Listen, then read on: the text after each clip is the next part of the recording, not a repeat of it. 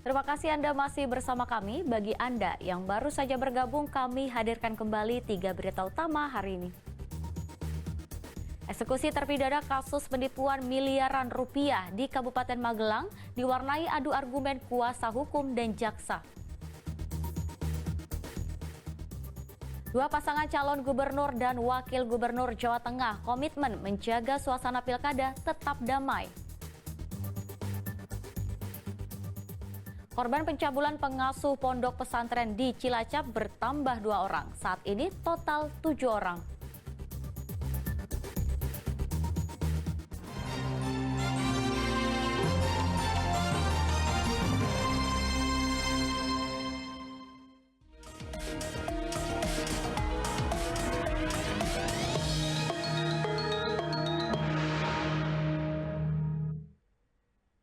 Ya, sebelum memulai masa kampanye, dua pasangan calon gubernur dan wakil gubernur Jawa Tengah beserta partai politik pengusungnya mengikuti deklarasi kampanye damai Pilkada 2024. Keduanya komitmen menjaga suasana damai selama masa kampanye hingga 23 November mendatang.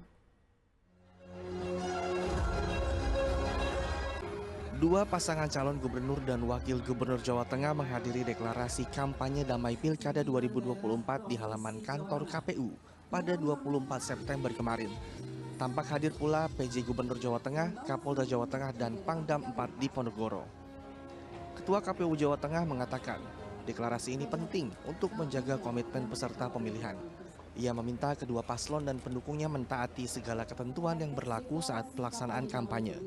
Dan bertekad menciptakan Pilgub Jateng 2024 yang damai dan kondusif, mewujudkan demokrasi yang bermartabat dengan mematuhi dan menaati segala bentuk dan ketentuan yang berlaku. Menanggapi pesan dari Ketua KPU Jawa Tengah, kedua paslon menyambut positif. Keduanya akan berkampanye damai dengan menyapa masyarakat dan simpatisan. Keduanya juga sibuk menyusun tim pemenangan agar target kemenangan bisa tercapai. Hari ini kan deklarasi damai, jadi harus banyak tersenyum, kita ngopi-ngopi, dan ya harusnya ada. Makanya kita lihat final jadwalnya gimana, karena mungkin itu adalah salah satu prioritas. Masa kampanye telah dimulai pada 25 September hingga 23 November mendatang. Selama masa kampanye akan ada 3 kali debat paslon. Sementara pencoblosan akan digelar pada 27 November 2024. Ali Mustakfirin melaporkan dari Kota Semarang.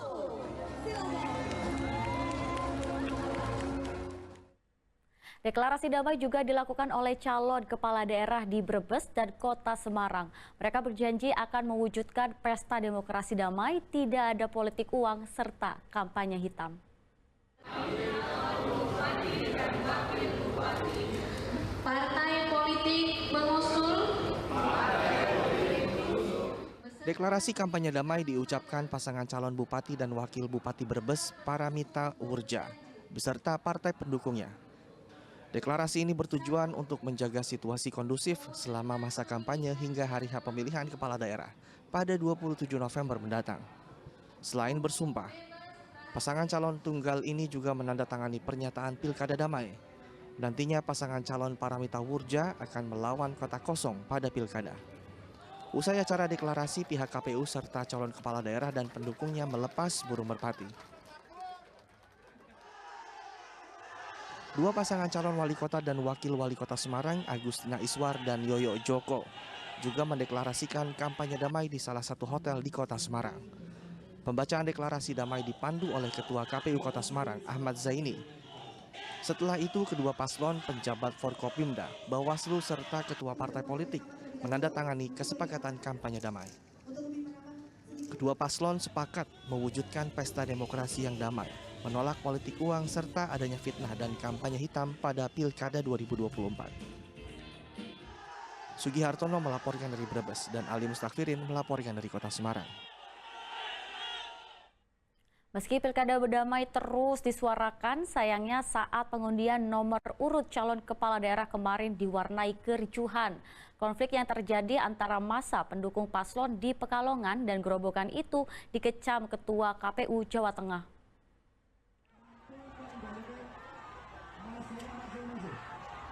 Diketahui saat pengundian nomor urut calon bupati dan wakil bupati Pekalongan dan Grobogan pada 23 September kemarin, masa pendukung para paslon saling ejek hingga menimbulkan kericuhan. Apalagi masa pendukung sampai saling lempar batu dan mengganggu agenda KPUD saat itu. Ketua KPU Jawa Tengah meminta seluruh paslon untuk bisa mengajak pendukungnya menjalani komitmen kampanye damai. Jangan sampai ada pihak yang melanggar aturan pilkada serentak. Untuk masing-masing paslon dan pendukungnya untuk dapat mengendalikan diri. Karena ini pesta demokrasi, ada hal yang harus dipatuhi, baik menurut ketentuan kampanye maupun ketentuan lain. Artinya terkait dengan ketertiban, terkait dengan bahkan bisa jadi pidana, itu kan ada yang mengatur. Sementara itu di Boyolali ada dugaan panitia petugas pemuktahiran data pemilih atau Pantarlih mendukung salah satu paslon. Hal itu berdasarkan viralnya sebuah video di media sosial TikTok.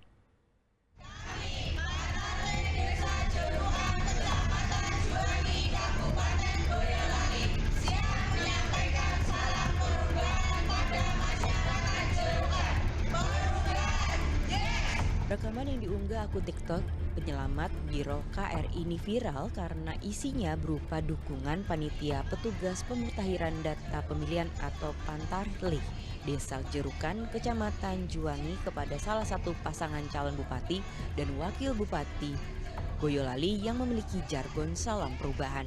Menanggapi rekaman itu, KPU Boyolali menelusuri ke PKK Kecamatan Juwangi untuk memastikan seluruh orang dalam rekaman itu adalah Pantarlih Desa Jerukan. Penelusuran ini perlu dilakukan karena sebagai Pantarlih harus menjaga netralitas. Kita klarifikasi, konfirmasi terkait dengan Pantarlih itu apakah memang berafiliasi dengan calon atau pasangan calon tertentu. Kalau memang tidak, ya tentunya itu jadi tetap kita masukkan dalam PPS kalau mereka mendaftar. Tapi kalau misalkan ya memang itu menjadi salah satu tim sukses ya atau berafiliasi ya tentunya kita akan menjadi pertimbangan untuk tidak ada. Bawaslu Boyolali juga buka suara soal dugaan dukungan Pantarlih kepada salah satu paslon. Menurut Bawaslu, jika terbukti benar, mereka harus disanksi sebab Pantarlih biasanya akan menjadi petugas panitia pungutan suara atau PPS. Biasanya KPU Kabupaten Belu itu kan merekomendasikan bahwa orang-orang yang kemarin terlibat menjadi Pantarlih itu biasanya kemudian mendaftar dan direkrut menjadi KPPS. Nah kalau kemudian video itu setelah kami telusuri benar, maka patut diduga calon KPPS-nya kan sudah tidak berpotensi tidak netral. Maka tentu kami akan melakukan satu saran perbaikan. Pantarlih bekerja untuk mencocokkan data pemilih sebelum ditetapkan sebagai DPT. Pekerjaan itu dilakukan selama bulan Agustus lalu. KPU Boyolali menghimbau para penyelenggara pilkada untuk netral dan tidak membuat kegaduhan di media sosial, terutama menyangkut dukungan politik pada paslon tertentu. Yulianto melaporkan dari Boyolali.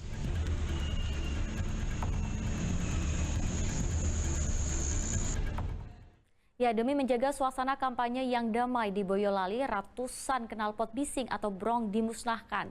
Diharapkan selama masa kampanye tak ada keributan yang ditimbulkan karena polusi suara. Monggo Bapak. Satu persatu knalpot brong dari hasil razia dimusnahkan di seputaran Simpang Siaga Boyolali. Pemusnahan dilakukan bergantian mulai dari TNI, Polri, penyelenggara pemilu, tokoh masyarakat, pelajar, dan komunitas motor. Tercatat ada 600 knalpot brong dari hasil sitaan sejak bulan Januari lalu. Kegiatan ini dilakukan sebagai sosialisasi menjelang masa kampanye Pilkada 2024.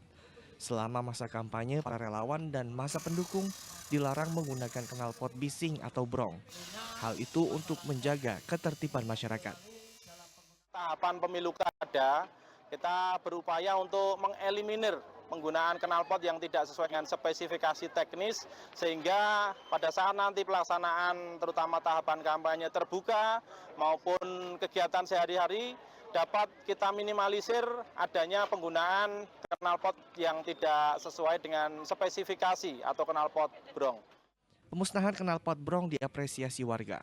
Mereka menilai suara dari knalpot brong hanya mengganggu para pengguna jalan. Dibikin knalpot dong, padahal itu sangat-sangat mengganggu sekali. Kadang yang bikin di jalan terjadi kecelakaan ya karena itu sendiri, Pak. Polres juga mengajak masyarakat untuk berperan serta mewujudkan situasi aman dan damai selama masa pilkada dengan penandatanganan Zero Knalpot Brong. Yulianto melaporkan dari Boyolali. Knalpot yang paling keras, lama ini.